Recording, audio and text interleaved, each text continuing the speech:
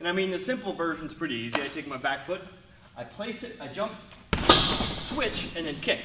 But it's never really that easy.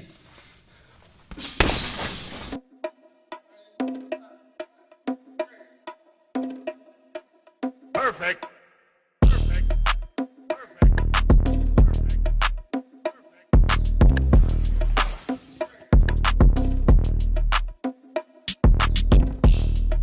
Alright, what is up? It's tutorial time. You and I today are going to talk about the double touch side kick. Well, we called the tornado kick in our old school, but like it doesn't really matter what you call it. It doesn't matter what you call it. Raymond Daniels made this kick famous right here. Bang, bang, bang. Oh, what a shot from Raymond Daniels! It is a side kick doubled up. It starts with the back leg, and then you turn your body and ends with the front leg. It looks something like this. Bang! It's kind of a difficult kick to throw because you're spinning, but then also attacking 2 times linear. So what that means is you have to time it right. So I'm going like this. Bing, bing, bing, bing. It's way easier to throw circular attacks when you're spinning because you have a larger margin of error. Like I'm throwing this, let's say it's a wheel kick. I have all of this space in between to hit it. Where if I'm throwing a side kick, I have to go straight. Like I only have this much room for error. So let's talk about how you can slowly set it up. I like to start it off super simple. Place my foot on the bag with a side kick. I'm gonna jump and then switch and replace this foot here with this one. And vice versa. Now usually you want your dominant leg to go second. So I'm left foot dominant personally. So I'm here. This foot is gonna go like this.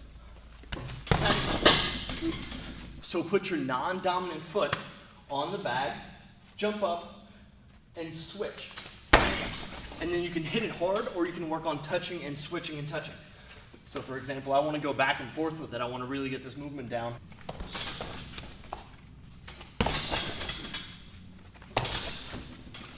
And just go back and forth and back and forth and back and forth.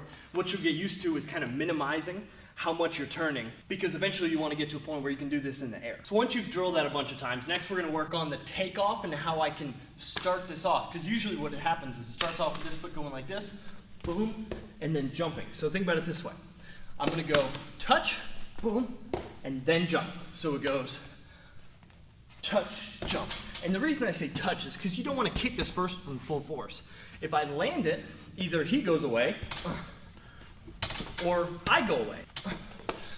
And that's going to be the first problem that most people have, is because a lot of people think they have to nail this first one and jump off it and up. Which like can help depending on how sturdy your object is that you're kicking. But most of the time if it's a person, it's not really going to do you any good. Think of this one as like a fake, but then also kind of has the same roles as a jab. Like I want to gauge my distance, or I want to frame and touch it to see how far away they are, or keep them in the same spot. So back leg goes like this. Turn, boom, and it almost like a roundhouse kick, boom, with the way I'm turning my hips in, and then I'm gonna jump up as soon as I'm done touching.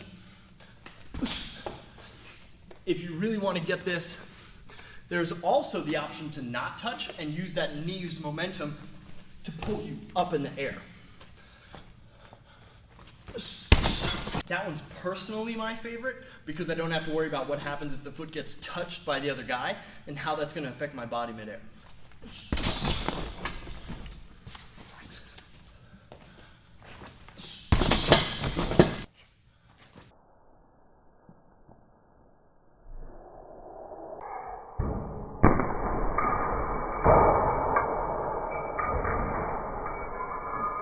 If you want to come up higher, I'd recommend not touching it and pulling your body up. If you want to get further this way, I'd recommend throwing this leg out if you want to cover more distance.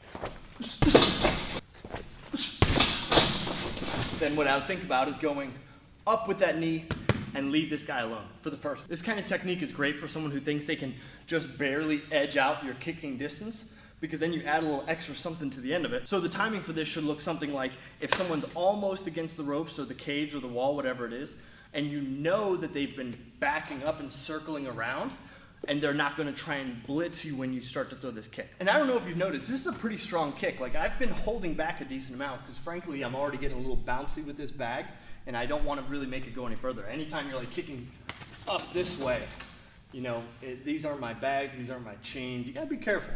But if I wanted to really smoke this thing, I mean like, the full power of me and my body already moving this way and then also extending, it's not something you want to mess with.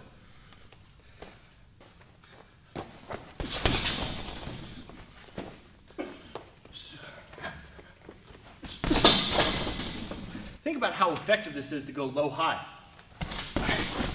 If you have that ability,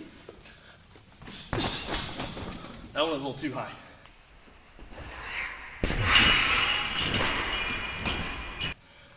Whew, I wonder how high I felt here-ish, which is pointless, like there's no need to kick that high.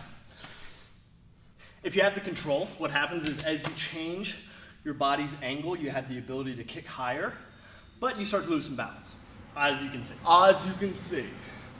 As you can see.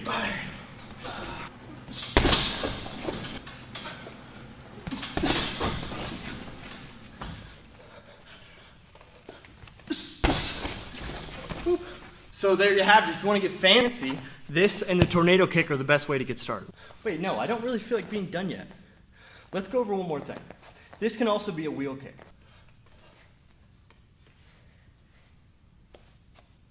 Are you watching this on the toilet?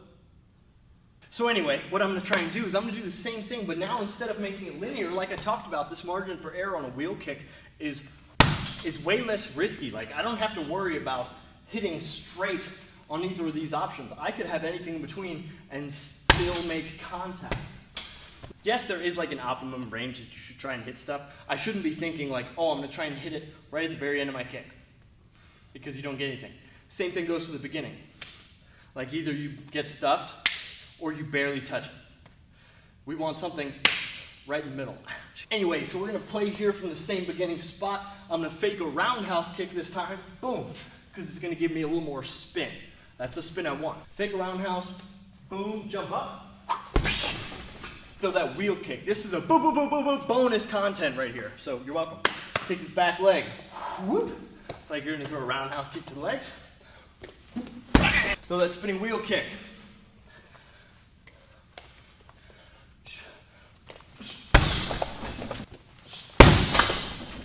Ooh, sheesh. Now, these are cool, but they suck at the same time. Because you can't really practice this kind of stuff very hard, because as soon as you start to throw your whole momentum into something, it's hard to control it, which usually means it's really hard to practice too. But if you can figure out a way to practice consistently, like this is a really cool, strong kick. Both of these are. Both the side kick and the roundhouse wheel kick. What do you think? You feel like you've gotten anything out of this? I feel like I've said no. No?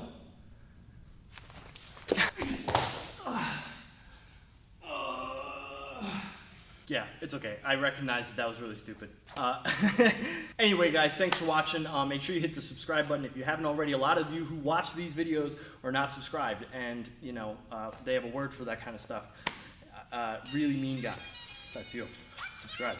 If you have any other kicks or techniques or anything like that, we're going to keep making this a series where you leave me a comment, and then we go forwards and we try and make that video. Thanks so much for watching. Hope you enjoyed it. If you don't like it, and you don't comment, and if you don't subscribe, I will have no choice but to take my Raymond Daniels body